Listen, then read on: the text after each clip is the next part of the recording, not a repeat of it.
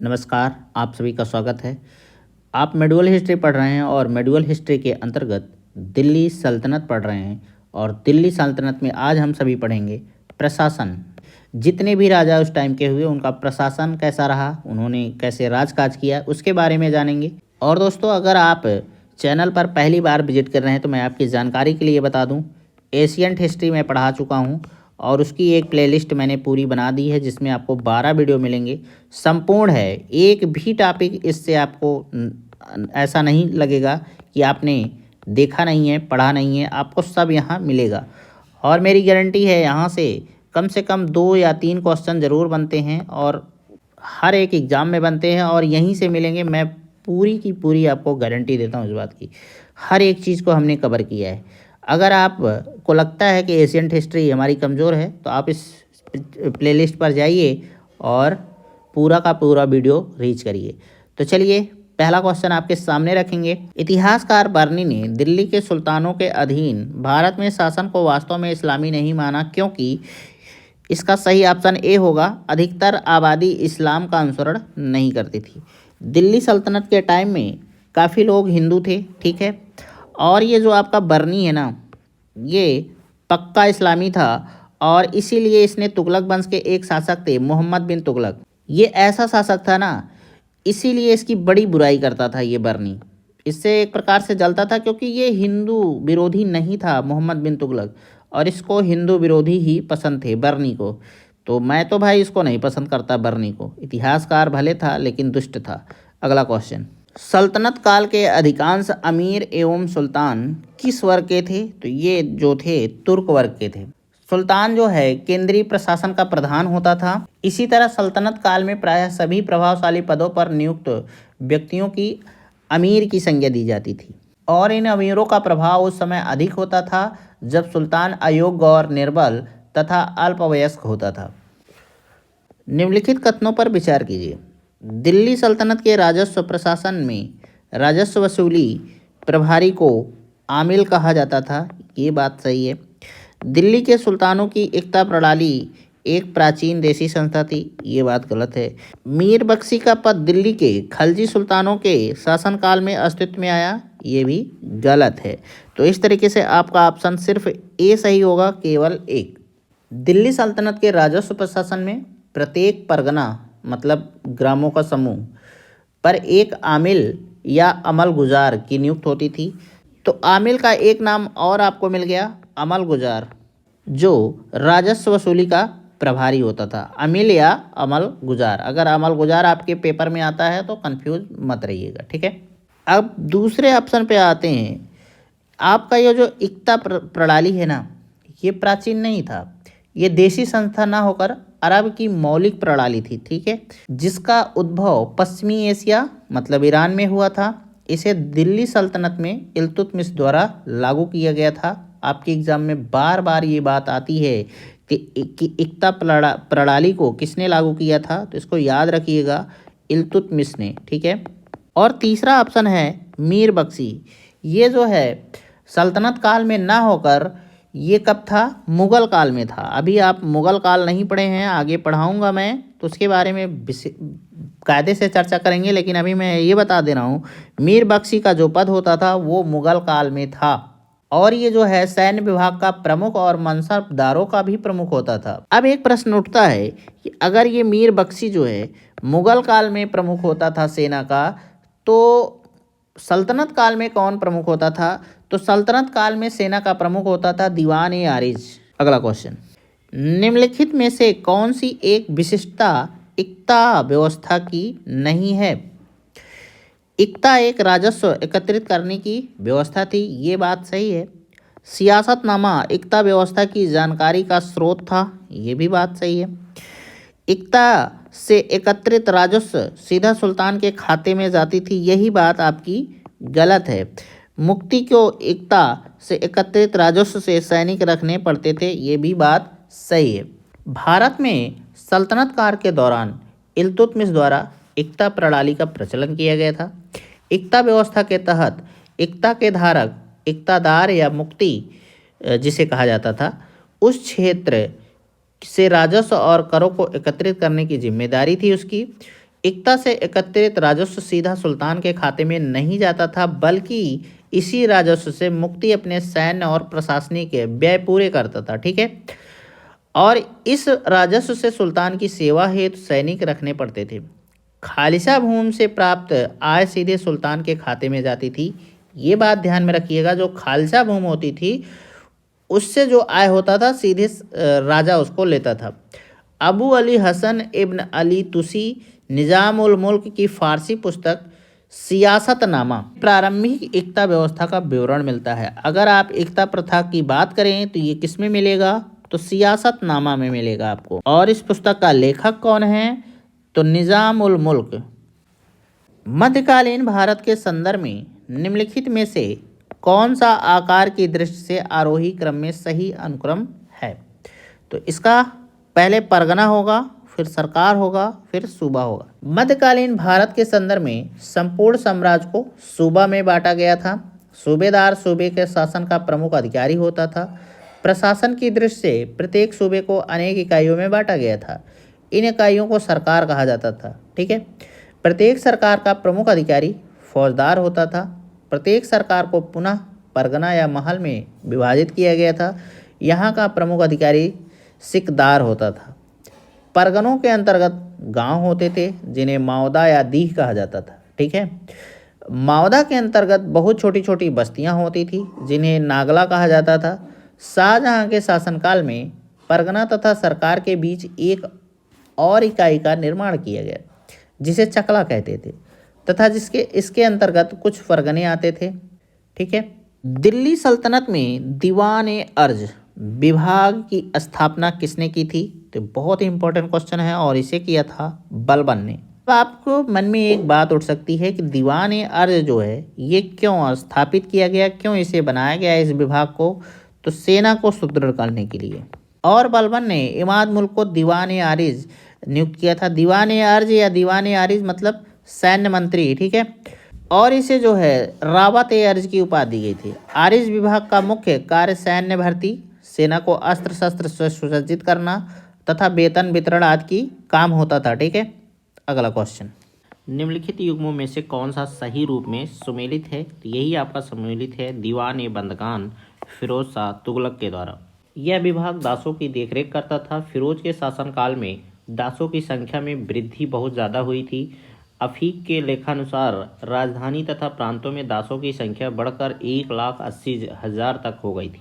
और ये दीवान मुस्तखराज की बात करें तो ये जो है खिलजी ने इसको स्थापित किया था, ना कि बलबन ने। ठीक है, और आपका अमीर कोही का मुख्य काम था कृषि में सुधार करना, और ये था मोहम्मद बिन तुगलक के द्वारा।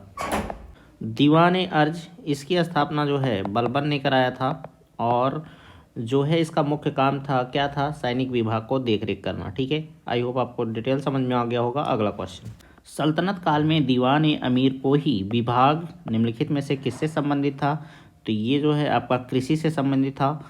और दीवान अमीर कोही की स्थापना जो है मोहम्मद बिन तुगलक ने कराया था। निम्नलिखित में से किस शासक ने दीवान अमीर कोही विभाग की स्थापना की थी, तो ये किया था मोहम्मद बिन तुगलक ने। मोहम्मद बिन तुगलक आपका जो है तुगलक वंश का शासक था। अमीर कोही की अगर बात करें तो इसका मुख्य काम था कृषि में उन्नति को देखना, और ये कृषि विभाग का एक संस्था थी अमीर कोही। ठीक है, अगला क्वेश्चन, सूची 1 को सूची 2 के साथ सुमेलित करो एवं निम्न दिए हुए कोड से सही उत्तर का चयन कीजिए।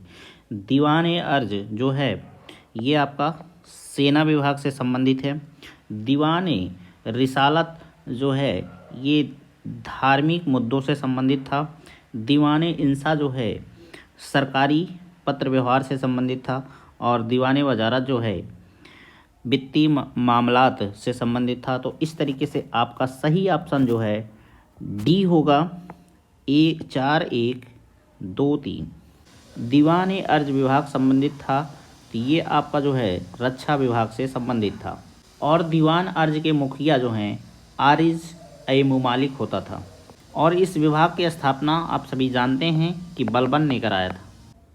निम्न में से किस राजवंश के अंतर्गत बिजारत का चरमोत्कर्ष हुआ, तो ये तुगलक वंश के अंतर्गत हुआ। बिजारत एक ऐसी संस्था थी जिसे इस्लामी संविधान में मान्यता दी गई थी। जिन गैर अरबी संस्थाओं को अंतर्मुक्त किया गया तथा मुस्लिम सम्राटों के अधीन मंत्रिपरिषद के लिए जो नाम व्यवहार में लाए गए थे उन्हें विजारत की संज्ञा दी गई थी। विजारत को एक संस्था के रूप में अपनाने की प्रेरणा अब्बासी खलीफाओं ने फारस से ली थी। महमूद गजनवी के राज्यकाल में अब्बास फजल बिन अहमद प्रथम वजीर हुए जो शासन व्यवस्था चलाने में निपुण थे। राज्य का प्रधानमंत्री वजीर कहलाता था। वजीर मुख्यतः राजस्व विभाग, जिसे दीवान वजारत भी कहा जाता था, का प्रधान होता था।